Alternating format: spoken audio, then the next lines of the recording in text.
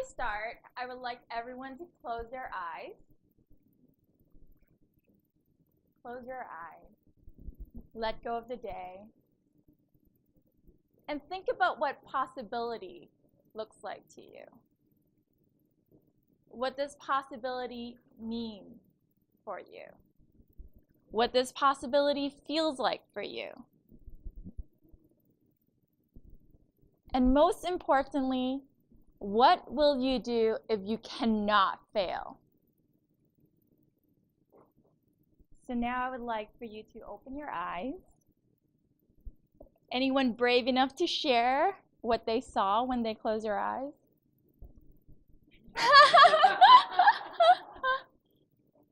Anyone in the room would like to share? Don't leave me hanging. Shelly, I saw your mouth moving. It wasn't pictures, but it was a feeling. A feeling of achieving something, like something possible, or just that feeling of excitement. Thank you. Thank you for sharing. Anyone else would like to share? Okay. So today, I want to share about my story of possibilities. As Lucas has mentioned, my name is Joy. I'm the founder of Her Possibility Camp for girls between the ages of 8 to 13. So it all started when I graduated from university. I switched from jobs to jobs. I was working at Johnson & Johnson, at Xerox, at Bell, at Wyeth at the time. And I didn't know what was going on. I was bored. Just to get the cat pictures out of the way, and amuse you guys because I'm the last speaker, I was really bored. And I switched from field to field. I did procurement. I did sales analyst. I went into account management. And not only that, I started getting certification in different things, in Six Sigma, and project management, international project management, management of creativity. You name it, I probably dabbled on it. I'm even certified in some Russian trends innovative thinking. So I've done almost everything you can study in the face of this earth, even cake decorating. So needless to say, I was bored. And what drove me to a breaking point was a failed relationship of 13 years. The ice cream melted after 13 years, and I decided to run away. And I ran away to University of Waterloo. At the time, my brother was exploring a master program in business, entrepreneurship, and technology. And I took that sibling rivalry with me, and I followed him all the way to University of Waterloo and started GoodSpotter. So GoodSpotter was my first startup and is the Instagram for sharing good.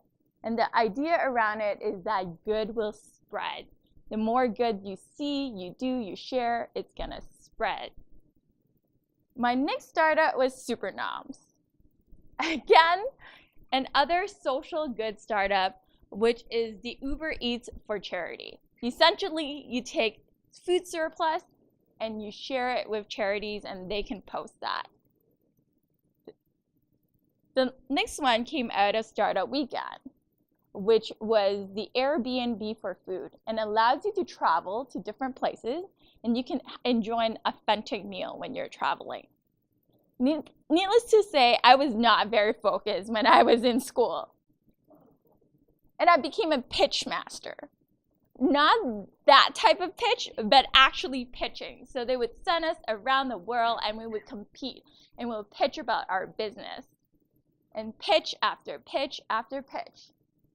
And one of the benefits is that we get to travel. So I traveled to Finland, to Sweden, to all these places around the world. And it broadened my horizon. I felt so alive at the time, especially when I was studying and learning so many new things and meeting so many different people. And it really broke my thinking inertia when I was in Canada. And it really brought me back to the idea of possibilities. Because our professor never tell us no. They never say it's a bad idea. They never say it's not possible. They'll always ask us why. Why do you want to do this and how? And this is not the actual image, but when I was in Finland, I saw rows and rows of bike that's not locked. And it reinforced the notion of that anything is possible. There is good in this world if you believe in it. And it really went into my core and into my belief that you just have to believe that it is possible. After my program, I went back to Toronto, and again, I was bored. I moved back with my parents in Markham after studying, after traveling, and I settled for a job. At the time, I was still working on another startup called Bang It Forward, which is a condom delivery company. And the puns were so great. There's like, yeah. And it was just endless puns. It made me laugh all day. And at the time I thought, you know what? The reason those other startups didn't work out is because they weren't funny. This one was just so great. And then I started working on One Less Plastic Fork, which is to encourage others to use less plastic when they go out to dine. Then I met my current partner, and we created Supernacular Weekend.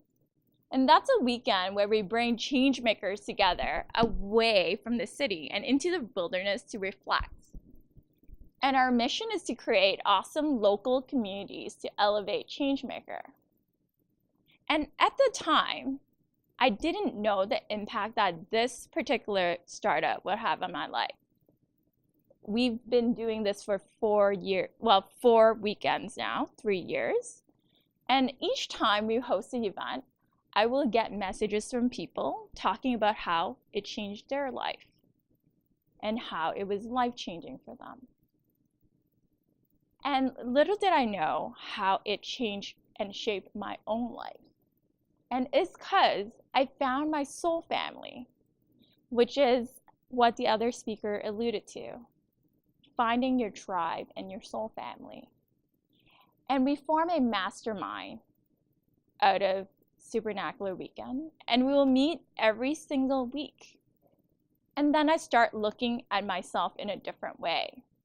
I start seeing my patterns, and I start seeing when I'm coming from my ego, or when I'm coming from my authentic self, or when I'm coming from power versus force.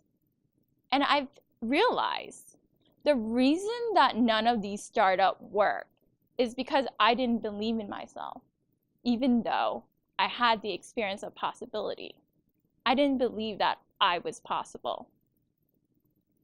I grew up in a family, in a very traditional Asian household, where if I get 99%, my mom will ask, what happened to the 1%?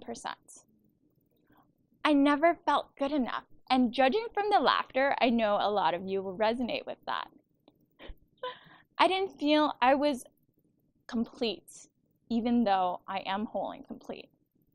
I didn't feel perfect because I feel like that's something I have to constantly work towards because I'm not born perfect. And I looked at myself. I took a deep look in myself and find out where these patterns are coming from. And each time a fear shows up, I now walk towards it. And this is how her possibility camp was formed. We open doors for girls, and we teach them entrepreneurship and STEAM skills, and in turn create the change makers for tomorrow. And we really want to encourage the growth mindset through this program. So encourage them to take risks and not be afraid of failing, because there's no such thing as failure. It's all the lessons that we learn from it. and all the things that we can take to continue to grow in our journey. And that was what I wanted to see and bring to the world. And this is one of a picture from our last summer camp. And this is a video. Let's see. No, it didn't work.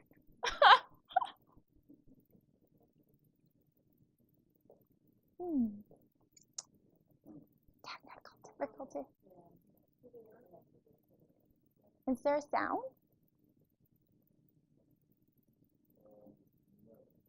No. Sight or sound? Ooh, they're both very important.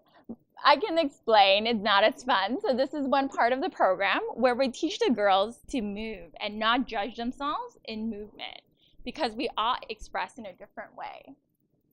And this is one part where the girls were actually presenting about their design thinking challenge, and they're talking about the people that they interview. So they really have to step outside of their comfort zone and talk to strangers.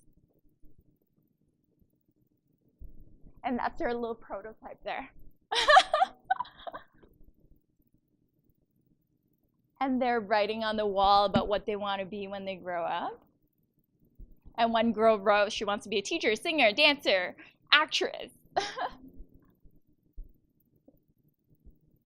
So this is when they're working on the marshmallow challenge. I don't know if you guys tried it before, but that's building things out of spaghetti.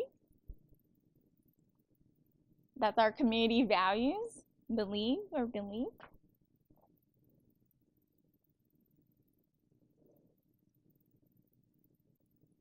Yeah.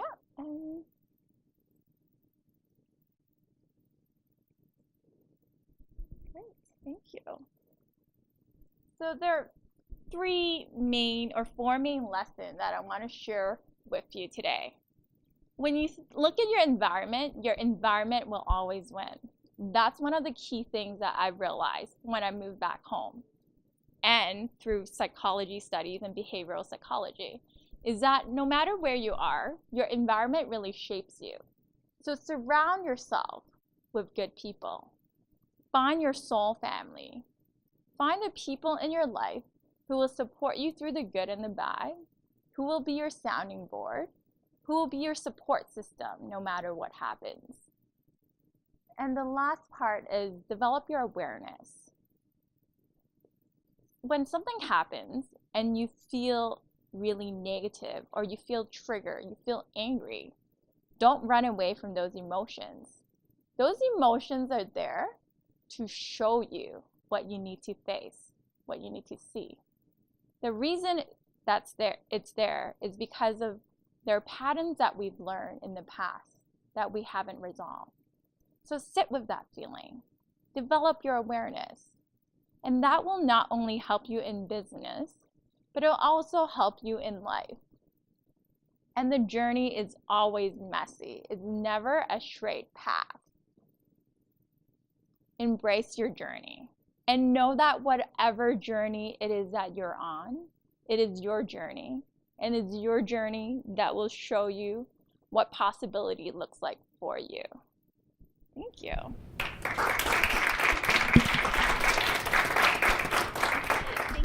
Thank you so much, Joy.